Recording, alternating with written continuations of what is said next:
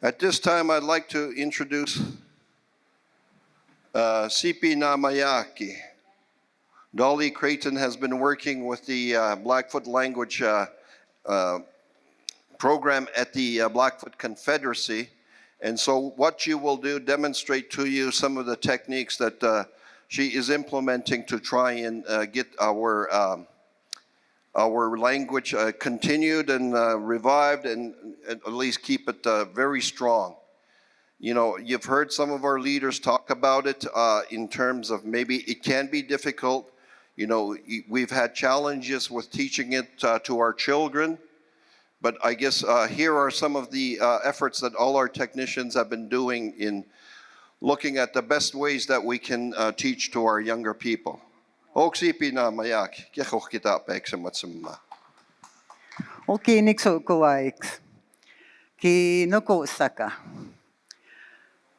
Greetings, friends and relatives. Nistawakok Siipiinamayaaki. One of my teachers,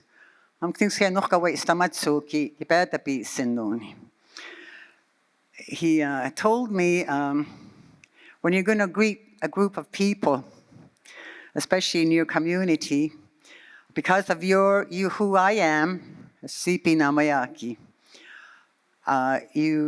what we hear about politically correct, what I would call this culturally correct, I'm supposed to say, Oki noko saka, all my children. Some of you might understand what that means, but it's inclusive. Instead of saying Niitsipowahsin, noko saka, it's all inclusive. That's what he taught me. I'm going to show a few slides, and I'm going to speak in our language and in English, and so I don't want you to get lost in just watching the slides, but to make reference to them.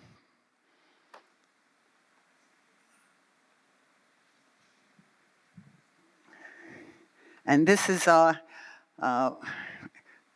about our language. I want to thank Clayton for the introduction. Ki niitsip.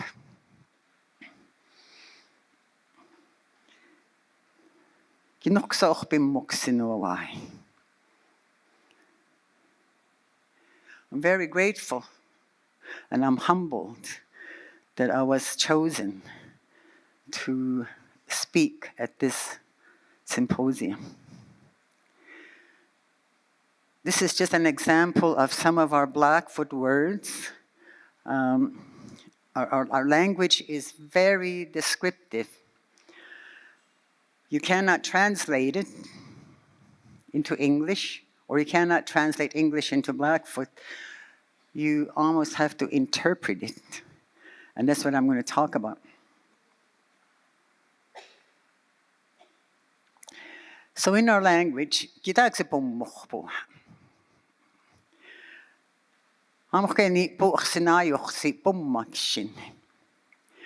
really to interpret it, it refers to transferring knowledge and information and everything that goes with that information to another person. So a knowledge keeper, someone who has lived experience, will transfer that knowledge and that information. And in our culture, in our traditions, and in our customs, that also is related to our ceremonies. So just the word, that's what I'm going to do now. I'm going to transfer knowledge and information to you.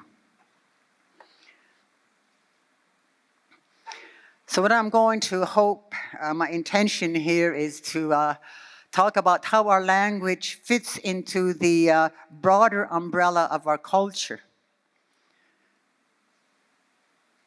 And I'm also, so that we could recognize and identify that language is only one component of our culture. And I'm going to talk about that. I'm also going to talk about that language preservation is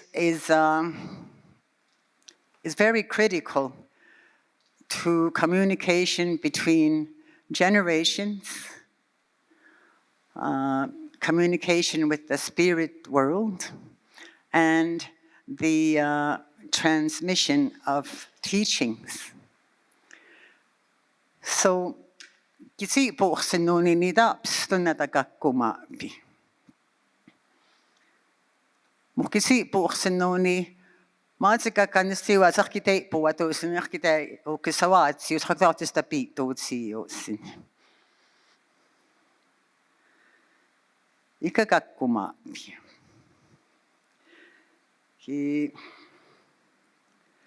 Ikatsimaapi.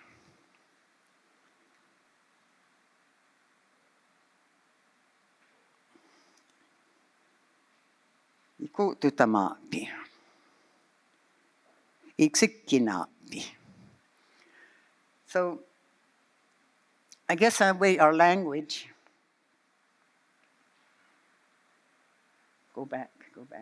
So before I go into this, I want to, when I said that, how our language is only one component of our culture. So when we speak our language, it's not just a language, it's our culture, it's our way of life, it's who we are. Our cultural identity. So if I was to come here and speak to all of you that could understand and speak the Blackfoot language, and I would speak in fluent Blackfoot so that we could communicate in that way, so you really identify and recognize and appreciate who I am, this is what I would say. Oki niksokoa. Oki nokosak. Nistowakok Siipiinamayaaki. Ok ninna. Antakok. Say sikkaps. Niksista antakok. Mianista wastamaaki. Ninna on naaksa anhok makaistu. Ninna uksist anhok Siipiyaaki. Niksista on anhok skiotukis. Niksista uksistan anhok tapikai. Nubuktuut sitapi akapokaiks. Aamuksi naaksiks anhok tatsikiipuiwa. Anhok makinimaan. Anhok ikaskiniwa. Aamuks naaksiks makinimaan. Ninna nuhtuut sitapi ispiks. Ikaskiniwa niksista nuhtuut sitapi ispiks. Aningsa ässokinnaki.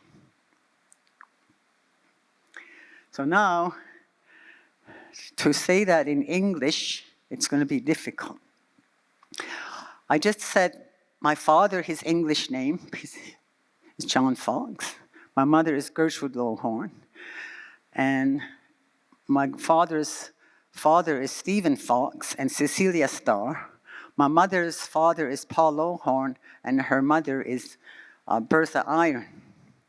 And their grandparents on my father's side is Makinima. They called him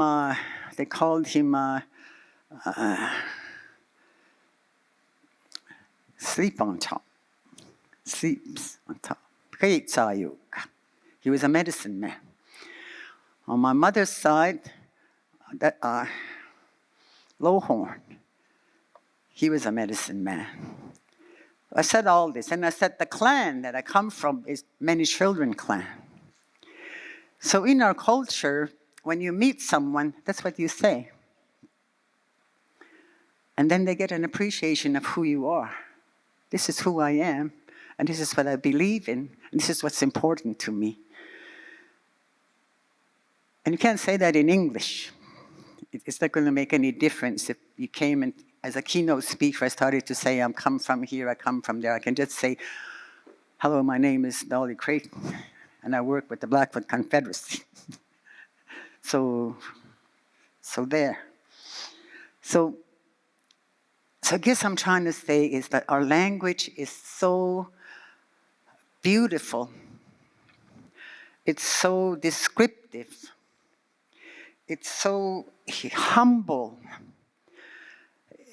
It's so, there's feeling to it. And when I say that our language is only one component of who we are, it's only one component of our culture, I'm talking about Siipiinamayaaki. That's the interpretation of culture. So when you look in the English dictionary, the definition of culture, it says it's a way of life, it's a lifestyle of a group of people that separates them from other groups of people. Siipiinamayaaki. Siipiinamayaaki pano ksahkomiitapiaki kano mianisitapiitsipoottoi. Kiamuksi kano mianisitapiiksi spipoottoja Siipiinamayaaki. We believe that the Creator put on this planet so many groups of people all over the world. And each one of these groups of people was given a culture. And we are one of those groups of people. We were given a culture. The Creator put us here, Niitsipowahsin, with a culture. And we refer to it as Siipiinamayaaki, a way of life. So that is the definition of culture. So in explaining how our language is only one part of our culture, so in every culture, there's 5 components to it.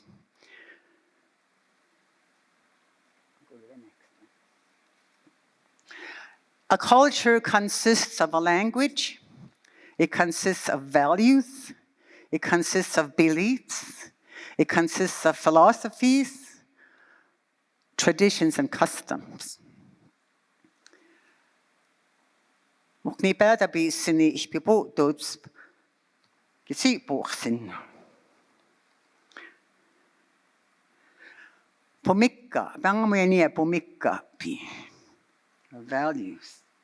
No konnisto tista piitsipi. Siipiinamayaaki.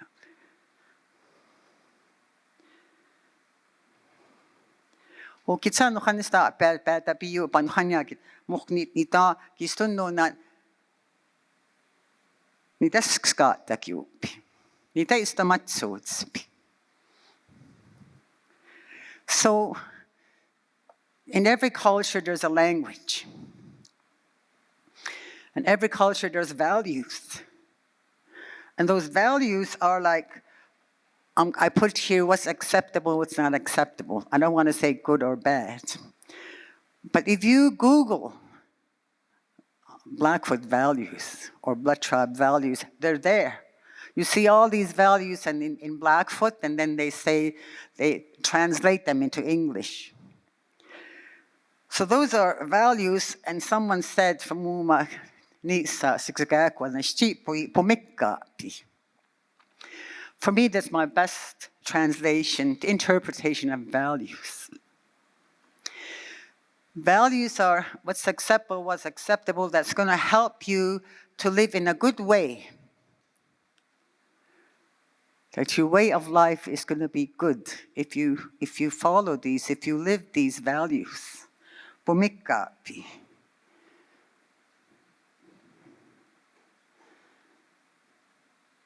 So 2 things, if you look in those, if you Google them, I pick out 2 values. One is ennakuutsi, respect. Also, how we learn, how we're taught these values are, it's not say, Well, my value is respect. It's not just speaking it. You respect me. You respect me because I'm Dolly Creighton. We can't do that. And now, respect is something that you have to possess.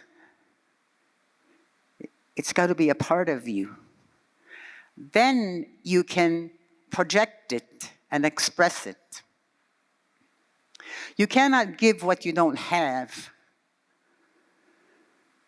I did a presentation last week at the Elders Conference, and I said there's a saying that goes, never accept a shirt from a naked man. So I guess that saying comes to me when I say, you can't give what you don't have. So if you don't have respect, you can't express it and project it, and you can't expect to get it from people. So, that's how important when you interpret our language, values, how we live our lives. We need those values so we can live our lives, our lifestyle in a good way.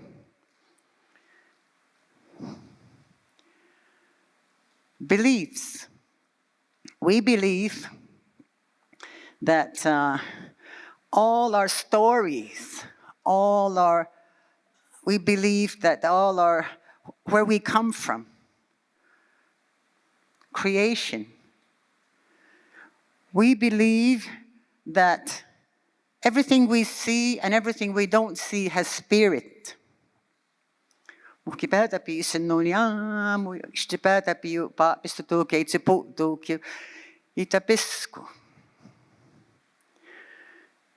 Everything we see and everything we don't see has spirit.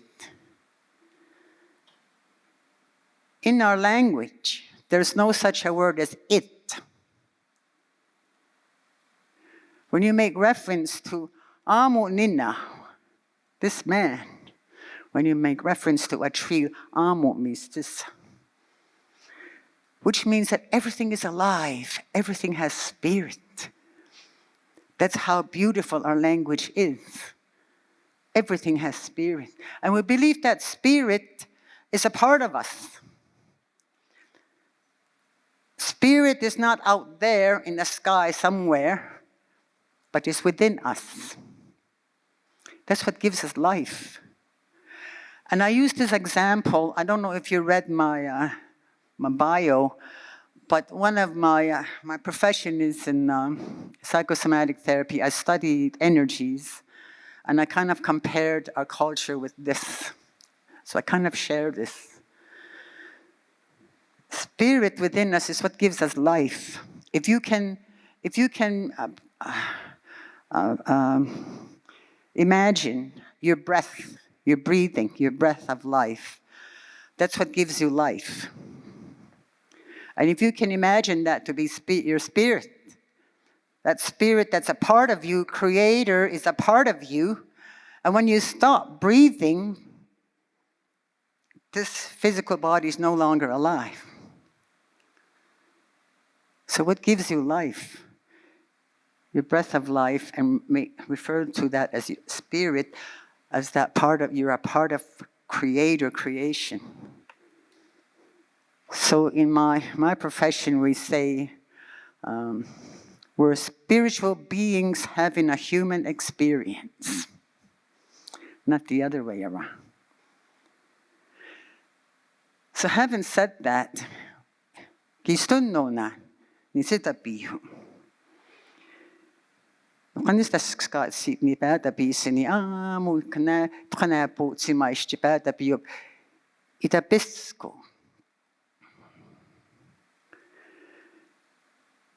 Those are some of our beliefs. And for that reason, we have some of our traditions, our beliefs, that I guess in my other profession, we call it consciousness, we call it energy. But let's call it spirit. When we go somewhere, we have this tradition, like, oh, call your spirit. Even here, when you leave this building, If you're going to practice your way of life, and if you believe that, and if you believe how it is, how it's related to you, you're going to call your spirit. Okay, Siipiinamayaaki. Ikasatapsu. Let's go. You call your spirit. And if you go to Calgary or Edmonton, wherever you go, you always call your spirit. That's one of our traditions, our customs.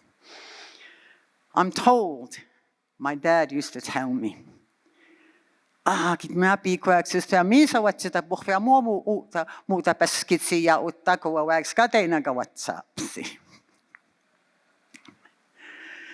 So these are some of our beliefs. Philosophies, those are stories, legends. Because our culture, our beliefs and our legends, all our legends are about creation.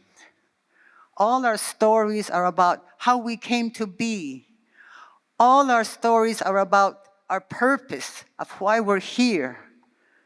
We believe we didn't just get here just for the heck of it. We're all here for a purpose. Every one of us, we have a purpose. We're put here for a purpose. And it's our job to find out what is that purpose. What is my purpose? So here, just an example. When I said Niitsipowahsin, I am. It's a powerful word in English, I am. Niitsipowahsin. And I said, Niitsipowahsin Siipiinamayaaki. I am. I didn't say, okay, Niitsipowahsin. I didn't say, hello, my name is, or they label me, or they identify, or they... I said, this is who I am. So in Blackfoot, Niitsipowahsin is a powerful word, and even in English, it's a powerful word.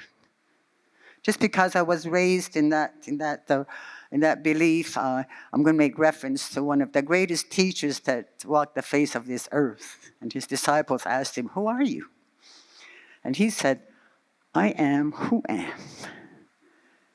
So it's a powerful word, Niitsipowahsin.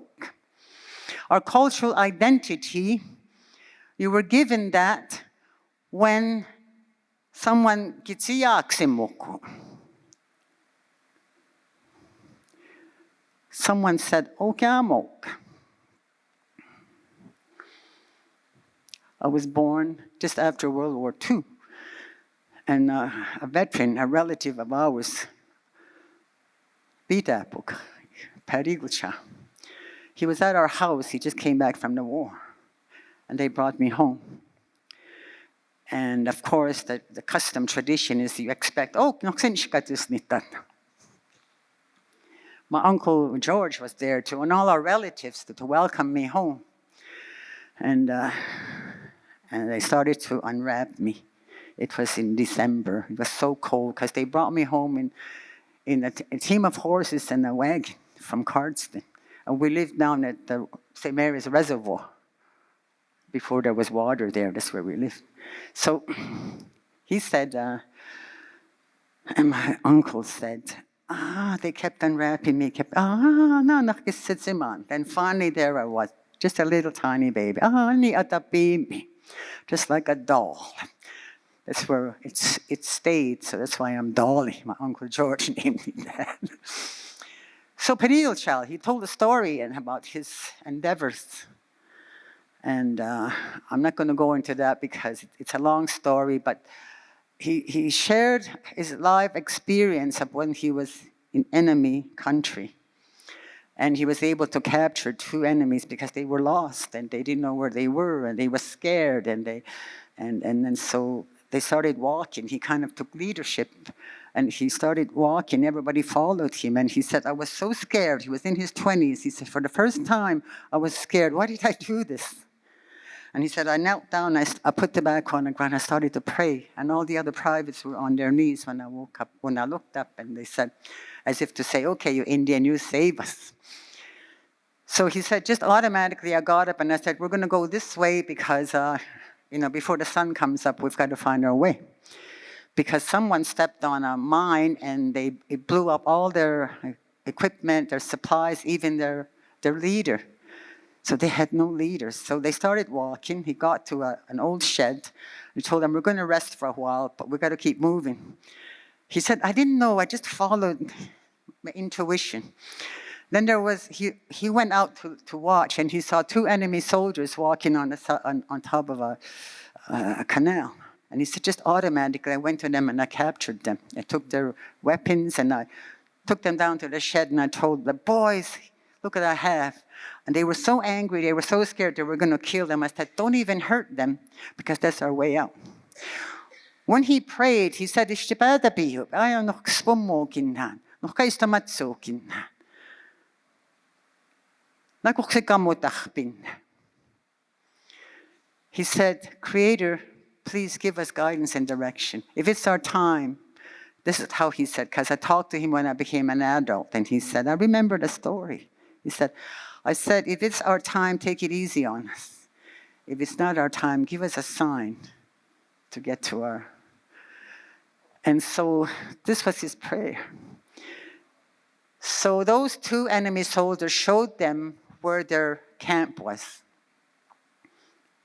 So he captured these enemies, took their weapons, and so Siipiinamayaaki. If you translate it in English, it means captured the enemy's weapons at night. But it's really, he takes coup at night. So when I told the elders my name, and they said, gee, then they said, muhka, amuh kita tu isannoku. When you're given your cultural identity, it's to give you guidance and direction to walk your journey in this life, to find your purpose. So it's going to give you. And I said, oh my God, I can't do this. I can't do this. This name doesn't. He said, Sa kukuna. You're already doing that. Because in your work, you help people how to get back home to their way of life. In your work as a mental health therapist with energy medicine, to find their way. So what I'm trying to say is your cultural identity, anni kitanikkuhi. If you can say nistuakok, that's to help to give you guidance and direction in your journey in this life. We all have our journeys. And that is going to give you how you're going to live your life. What is your purpose? So I found out what my purpose is, and I'm working on that every day. I try my best. If you decided to say, if you know your ancestor's name, and if you know the story to that, then you know your purpose. Maybe it was something he didn't complete that you're going to complete. So when I talk about cultural identity, this is what we believe in. I am Nistuakok. Also, all our stories, our legends of who we are as creation, they're all related to creation. When you look at our way of life, we have our own astronomy. We have stories about the moon and the sun and the stars and the Milky Way and the North Star and the evening star and the morning star, and all those, we have stories about them. I'm sure all of you, your parents or your grandparents told you some of those stories. And all of those stories, some of those stories, they say, are medicine pipes come from those stories.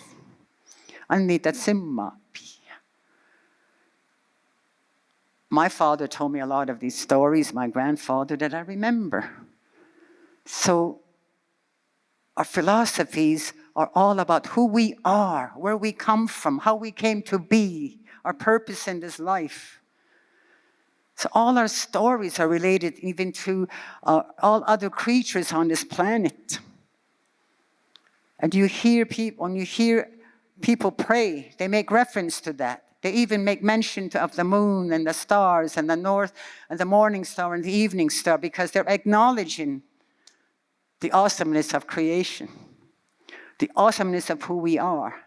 They even make mention of all our other, I'm going to call them, our brothers and sisters, all the other creatures, the ones that walk this earth. Other creatures ang nagiputtawag that fly. Ang nagitsuyabiwag ohki, the ones that live in the water. So when we pray, we make mention of all these and acknowledge the awesomeness of creation, of where we come from, of who we are and what our purpose is. That's what I'm talking about when I say philosophies are legends and our stories. That we have traditions and customs. There's certain things that we practice, that we do because of our values, because of what we believe in, because of our philosophies, because of who we are. And all this is done in our language. So our traditions and our customs, there's so many of them. We talk about our songs, our art, our ceremonies. Some of the methods that we practice, simple things like smudge. Our ceremonies, akukatsin, sweat lodge, all those are traditions and customs because of what we believe in, because of what's important to us, because of who we are.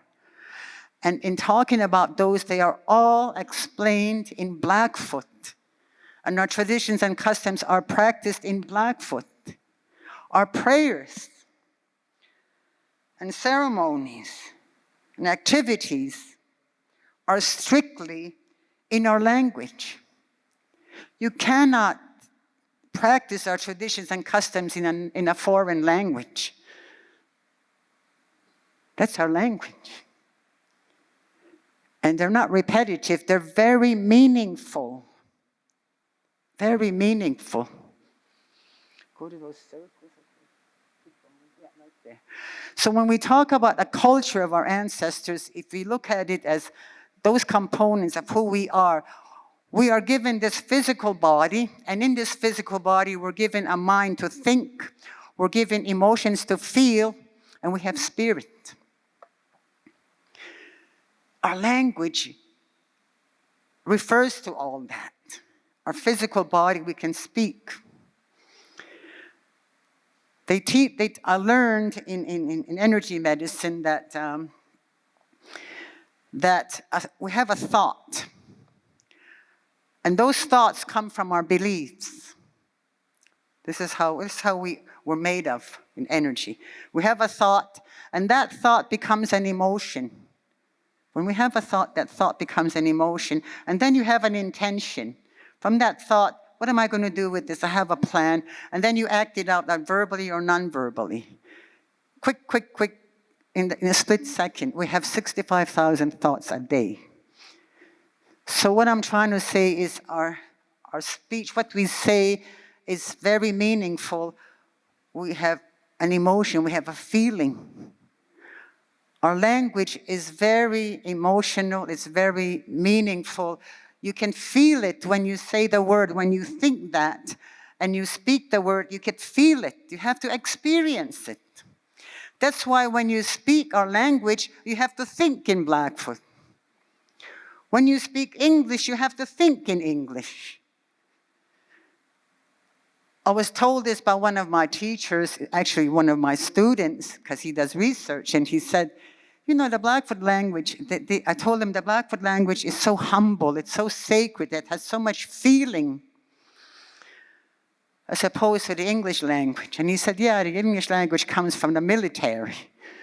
They have command words, attention, sit down, stand up. They call them verbs in English. In Blackfoot, we don't have that. Our words are so humble and they're so kind. Sit down. Have something to eat.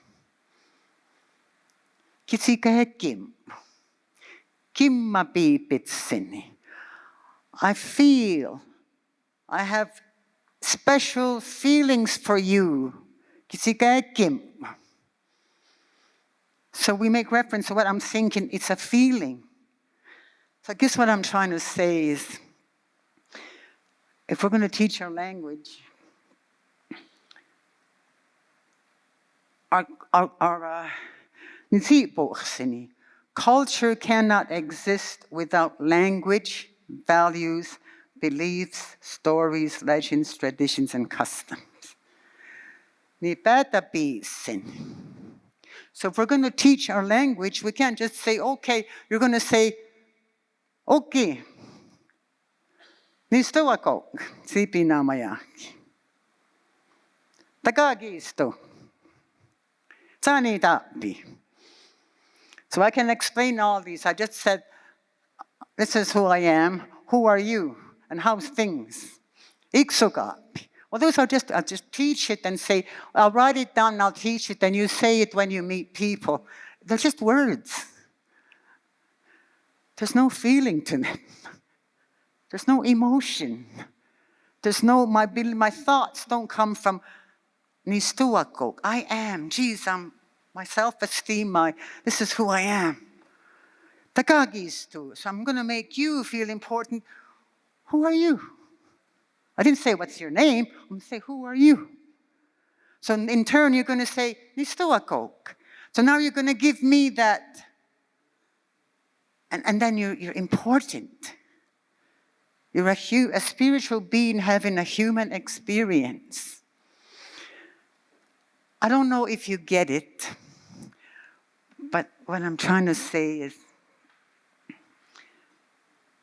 it's our cultural identity. When you say, okay, and that's a powerful gesture.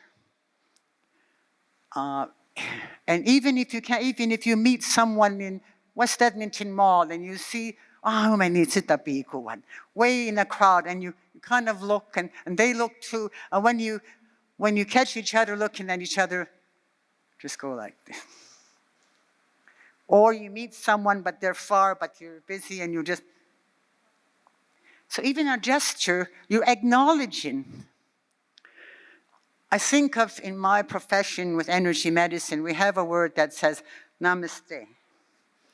And that means I honor, acknowledge your existence in my presence. When I think of Oki, that's how I think of that. So just acknowledging someone. That's a powerful greeting. Niitsipowahsin, I am. I'm not saying Niitsipowahsin. I'm saying I am. It's powerful. Tagagistu, who are you? Now you could take hours, just like what I did. Okay, I come from here. That's who you are. And when you say Niitsipowahsin, makinima. Okay, tagagistu. Niitsipowahsin makinima. Ha. It's going to take him about half an hour to tell me how he got his name, what it means. It's a powerful story, which makes him, his purpose, someone really special, which all of us are, because of what we believe and what's important to us. So identity, our language is our identity. Our language is our cultural identity. And if we're going to continue to revitalize our language, we can't just teach words. We have to share. We have to transfer all this knowledge about who we are. What is our culture? What do we believe in? Our values, what's important to us? Our philosophies, our stories. And that's what Siipiinamayaaki is working on at Blackfoot Confederacy. Our accountings, those are our legends and our history. Places in our territory that have stories. So she's not only teaching words. And to me, if you're going to, so then I ask myself, so who's going to do it? And how are we going to do it? Well, you know what? In my generation, I feel blessed that I still speak my language fluently. That was my first language. I learned the English language, and I have a very good command of the English language. But when I speak it, I have to think in that way. And when I speak our language, I think in that way. So I can jump on this bridge. I have an uncle sitting over there. And I sometimes I work with him, and when he makes presentations, he speaks fluent Blackfoot.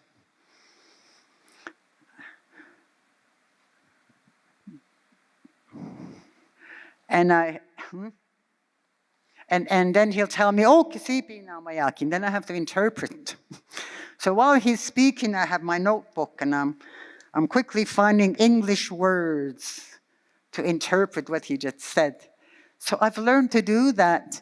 It's a gift.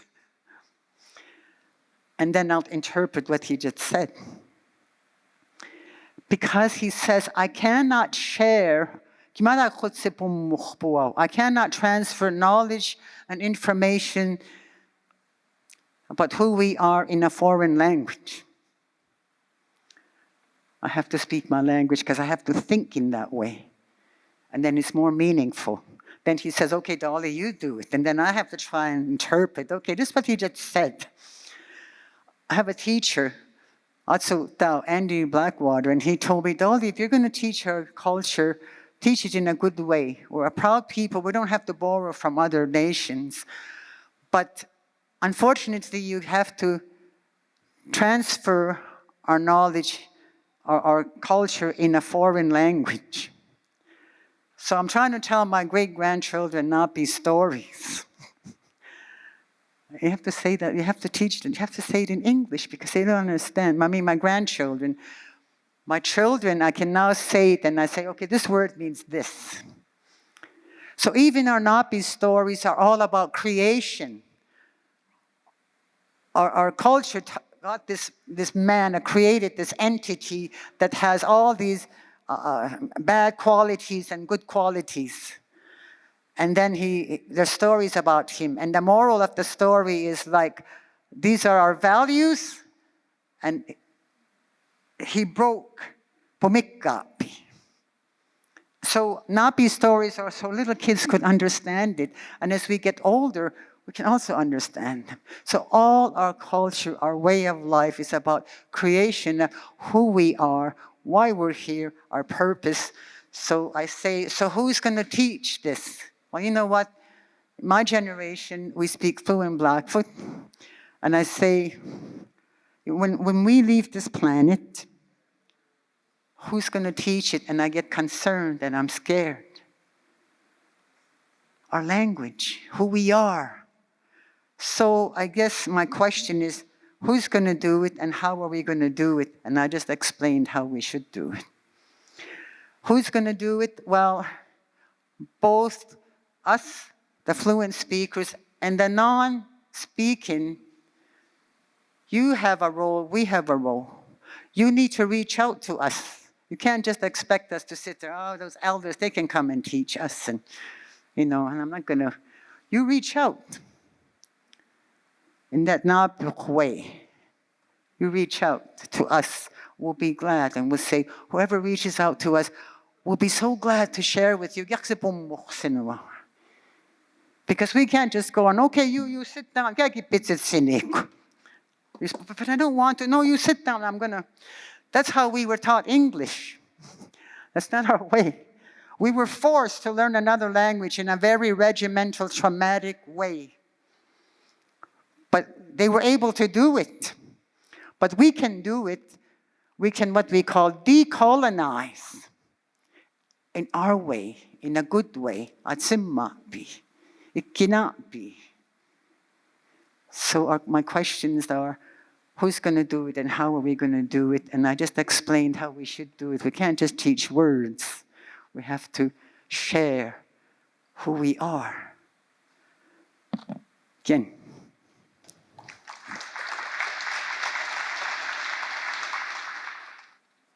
Okay, at this time we'd like to honor Siipiinamayaaki for her work to understand the nature of our language and the science behind it, but the real importance of how we transfer it. So, on behalf of the Blackfoot Confederacy, they would like to thank you for your work. Thank you. Show them what you got. What did you get? Go. Yes. By all means, of course. Ooh. Show it to him. I'm a bag lady.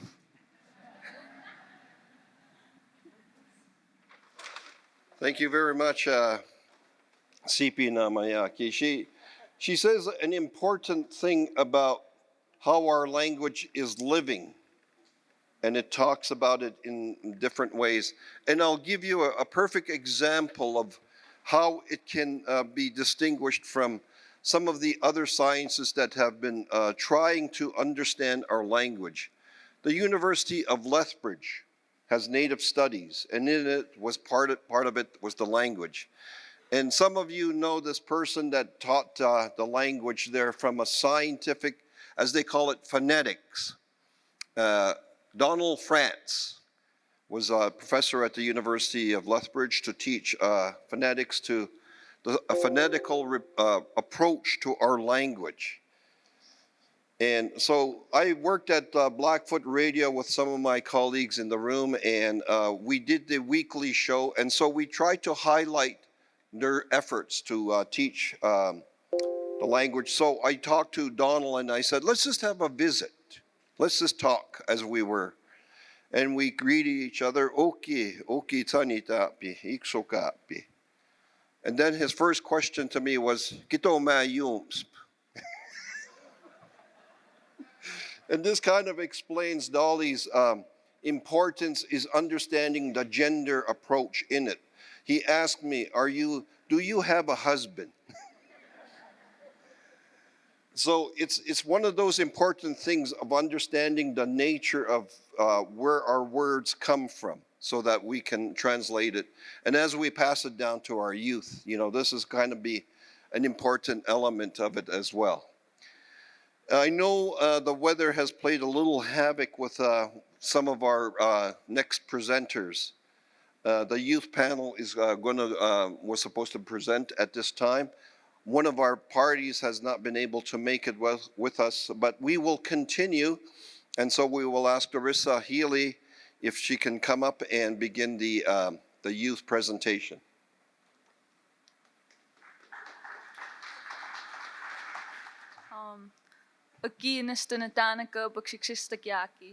Hi, hello, my name is Doricia Healy, and I'm from the Keynote blood tribe, and I'm just here to talk to you guys about like my singing. I'm a singer and an athlete, and how our culture and our ways played a big part in how I got here today.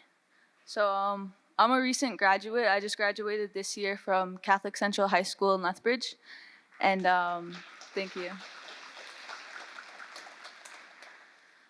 Yeah, so when I first was interested in singing, I was like about in grade 3 or 4. I was pretty young.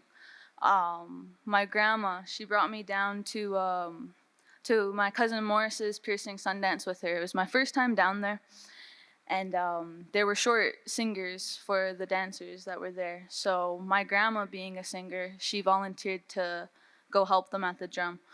So since it was being my first time there, I was my grandma's tail. I followed her everywhere I went. So when she went to the drum, I'd go with her. And the guys there were like nice enough to let me sit with them and drum with them, being so young. And just being there drumming and hearing all the ceremony songs, like I could feel the energy. I could feel like the happiness and the joy like that it brought, and I just felt the energy going through me, and it was really nice. So that following school year, when I went back to school, I started talking about it with my friends and my teachers, and I was really intrigued. And the only one who really listened to me was my Blackfoot teacher. So then the next year, I was in grade 5. She brought in my late cousin Blaine Wadsworth to teach me and a group of kids some songs. So that's when like learned. I learned proper drum etiquette. I learned how to respect the drum and how a song works and how the structure of it is. He taught us 2 songs, a round dance and a straight song. Our first performance we sang was at a Red Crow College powwow. I wasn't supposed to do a lead. I was too shy to, but one of the other girls blanked out and forgot. So then that's when I just went on with it, and that was the first time I've ever done something like that. And like, I'm a shy person. This is my first time actually like publicly speaking. So yeah, and then just sitting there around it and everything, the energy was just so nice. Like I loved it so much. And from there, I kept in close contact with Blaine, and he gave me a couple more songs. He composed songs, so he gave me a couple. And he just took me under his wing. He taught me a lot with everything. And from being interested in singing, starting off at the Sundance, that's when I started going there every year. And then later on, that's when I found out that my Uncle Chester had his own Sundance. So then that's when me and my mom started going there more. And being around my family, singing these ceremony songs and everything, my uncles always told me, if you can't pray in Blackfoot, then sing. Sing your heart out, be powerful with it, and like that's another way I could pray. And yeah. So I really liked that.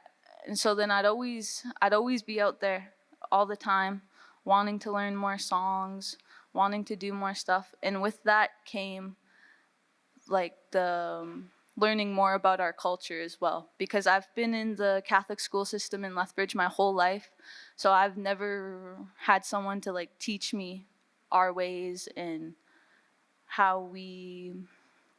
our ceremonies, our ways, because I've always just gone to church, done like Catholic things. So being able to actually learn our traditions and learn our ceremonies, it helped me a lot, like just with everything in life, especially in basketball too, because with basketball, that's a really physical and mentally challenging game to play. And it's really hard playing in like off reserve and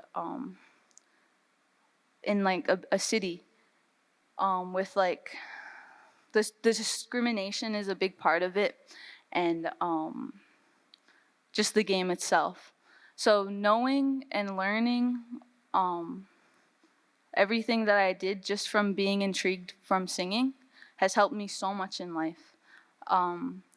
Last summer, I made the North American Indigenous team for the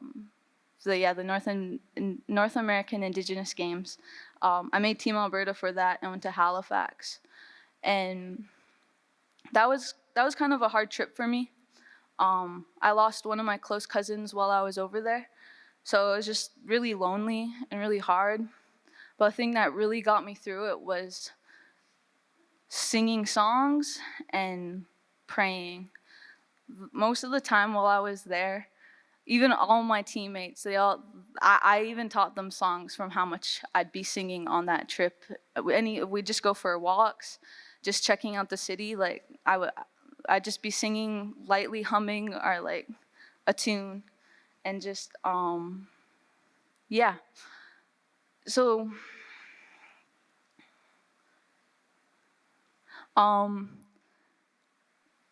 singing has like helped me a lot, and helped me get closer like to my culture a lot more, and like I appreciate that so much, and it's helped me too with our language, knowing all these songs and these ceremony songs a lot of them have Blackfoot words in them. So being able to learn these songs and learn all those words has helped me like so much with now being able to at least pray Blackfoot and to understand it. And yeah, I'm sorry, I'm kind of really nervous, but I think that's all. This song was made for my drum group.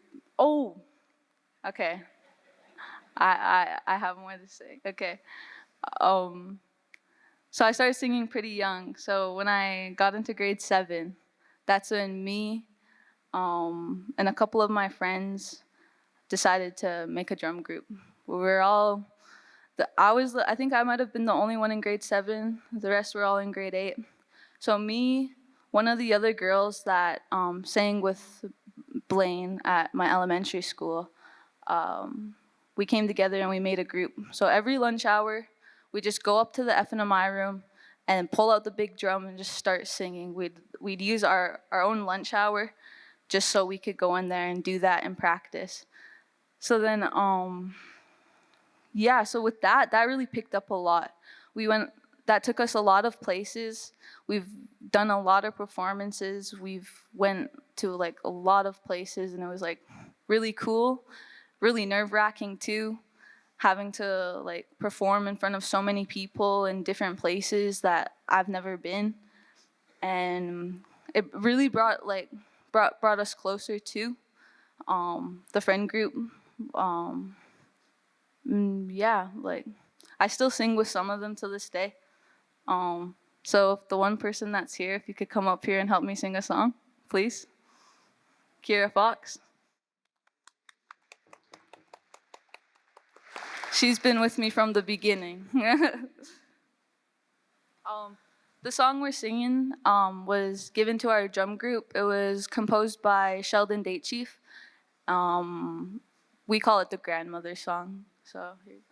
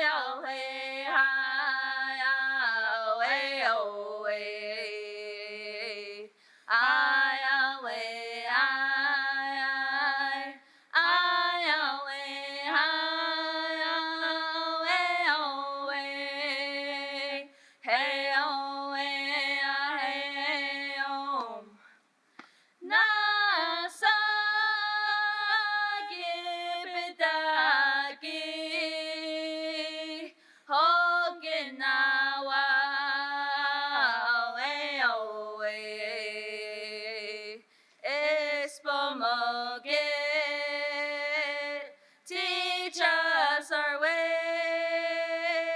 so we can carry them on high. Yahweh, Yahweh, Spomogit, Yahweh, Yahweh, hey, Yahweh, hey, Yahweh.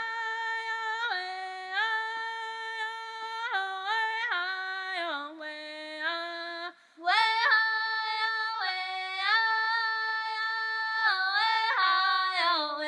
high,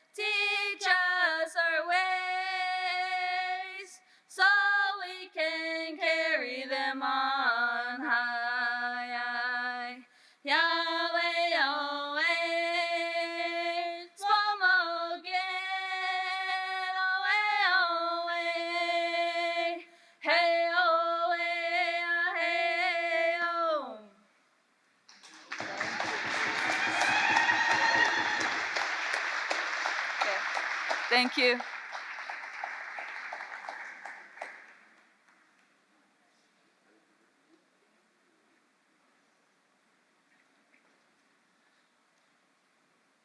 Woof. Oh, that was the great. I think that's the highlight of our show. Doricia, pusaput.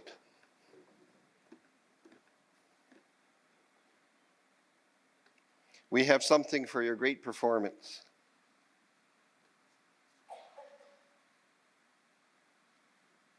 On behalf of the Blackfoot Confederacy, we give you this present for all your wonderful accomplishments.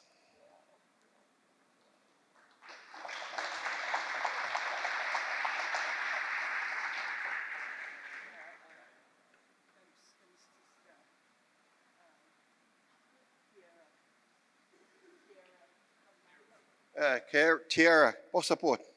Ticket. Where did you go?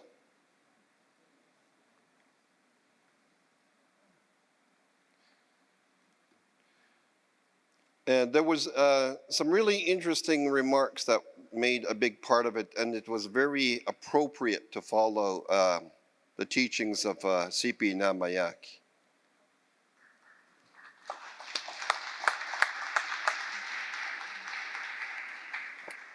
Beautiful voices.